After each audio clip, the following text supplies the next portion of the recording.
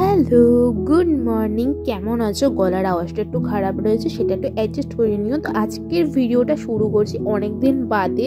তো শীতকাল যেহেতু পড়ে গেছে, চুলের অবস্থা প্রচণ্ড পরিমাণে খারাপ হয়ে রয়েছে, তো ভাবলাম চুলের একটু হেয়ার কেয়ার করি, তো সেটা তোমাদের সাথে একটু শেয়ার করি।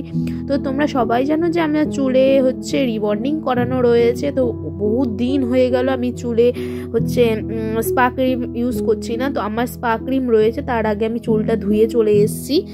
তো চুলটাকে কিন্তু ভালো করে শ্যাম্পু দিয়ে ওয়াশ করে নেব। আমি এখানে শ্যাম্পু দিয়ে ওয়াশ করে চলে এসেছি। দেখো প্রচণ্ড পরিমাণে ভেজা হয়ে রয়েছে চুল। তো আমি এখানে ইউজ করছি লরিয়ার যে এক্সটেনশন স্পা ক্রিমটা রয়েছে, সেটা যেহেতু আমার চুলে রিবন্ডিং করানো রয়েছে লরিয়ার দিয়ে, তার জন্য আমি এটা ইউজ করছি। আর এটা কিন্তু ইউজ করলে খুবই সফট। আর তোমরা চুলগুলো দেখতেই পাচ্ছ যে আমার চুলগুলো স্ট্রেট রয়েছে, বাট অতটাও না। বাট এটা ইউজ করার পরে তোমরা দেখবে যে আমার চুলটা কতটা পরিমাণে স্ট্রেট মতন হয়ে গেছে, ন্যাচারালি যে স্ট্রেট বলে সেই রকম টাইপের হয়ে গেছে। তো তোমাদের কারো যদি রিবন্ডিং নাও করানো থাকে, তাও কিন্তু তোমরা এটা ইউজ করতে পারো। এটা কিন্তু খুবই ভালো। দেখো তোমরা জাস্ট এরকমভাবে চুলের মধ্যে দিতে হবে, চুলটা যাতে একটু ভেজা থাকলে তাহলে কিন্তু ভালো হয় এটা। তারপর আমি ইমুসলিফাই করছি। যারা যারা পার্লারে কাজের সাথে যুক্ত, তারা এই জিনিসটা জানবে। ইমুসলিফাই ক্রিমটাকে দেওয়ার পরে এরকমভাবে টানতে হবে, তাহলে কি পুরো চুলের মধ্যে অ্যাপ্লাই হয়ে যাবে।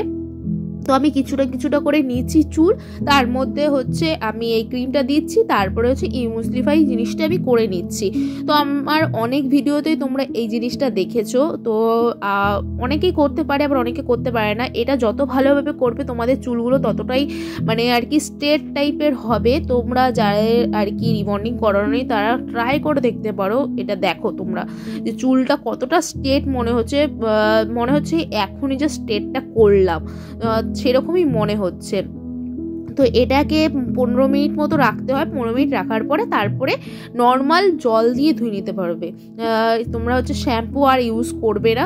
আমি যেহেতু লরিয়ারের এক্সটেনশন যে শ্যাম্পুটা রয়েছে, সেই শ্যাম্পুটা ইউজ করেছিলাম, তার জন্য আর কন্ডিশনার ইউজ করিনি। তো তোমরা যদি নর্মাল শ্যাম্পু ইউজ করো, তো কন্ডিশনার অবশ্যই ইউজ করবে। তো মা এসে জিজ্ঞাসা করছে পেছন থেকে যে কী করছিস। হ্যাঁ, ঠান্ডার মধ্যে এমনিতেই ঠান্ডা লেগে রয়েছে, তার মধ্যে কী দিচ্ছি। তো মাকে বললাম যে এতদিন চুলের যা অবস্থা হয়ে রয়েছে, ব্যান্ড বেজে রয়েছে, এক আধা করে চুল উঠছে, চুলটাও পুরো ড্যামেজ হয়ে গেছে, তার জন্য এই জিনিসটা ইউজ করছি।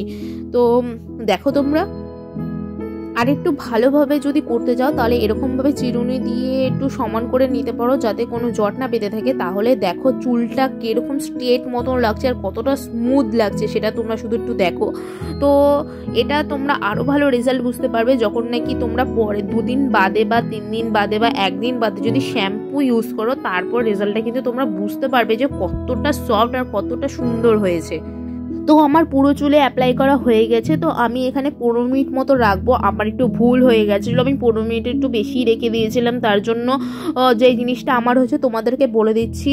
15 থেকে 20 মিনিটে যদি তোমরা বেশি রাখো, তাহলে কিন্তু চুল অত্যন্ত পরিমাণে তেলতেলা হয়ে যাবে, যেটা আমার হয়েছিল। প্রথমভাবে বুঝতে পারিনি, যখন শ্যাম্পু করে এসেছি তখন কিন্তু ভালোই লাগছিলো, বাট যখন নাকি পুরো চুল শুকিয়ে গেছে, সন্ধ্যাবেলার টাইমটায় পুরো একদম চেপচেপা হয়ে গেছিলো, মনে হচ্ছিলো যেন পুরো তেল দিয়ে রেখে দিয়েছি। তো তোমরা এই জিনিসটা, এই ভুলটা অন্তত করবে না। খুব জোর হলে 15 থেকে 20 মিনিট, এর থেকে বেশি টাইম রাখবে না।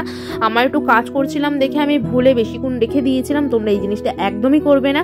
তো তারপরে ছাদে রোদ পোহাতে এসেছিলাম আর চুলটা শোকাতে এসেছিলাম। ছাদে এসে দেখো আমার মা ধনেপাতা গাছ বুনেছে, কত সুন্দর হয়েছে দেখতে, কিন্তু খুবই সুন্দর লাগে এরকম গাছে যদি বোনা যায় ছাদের ওপরে। তারপর আমি এখানে বুনেছিলাম পুদিনা পাতা গাছ। তোমরা ভাবছো ঝুড়ি দিয়ে কেন ঢেকে রেখেছি? পায়রার জন্য। পায়রা কিন্তু সব গাছপালা খেয়ে নেয়, তার জন্য ঝুড়ি দিয়ে ঢেকে রেখে দিয়েছি। কত সুন্দর হয়েছে দেখেছো পুদিনা গাছগুলো।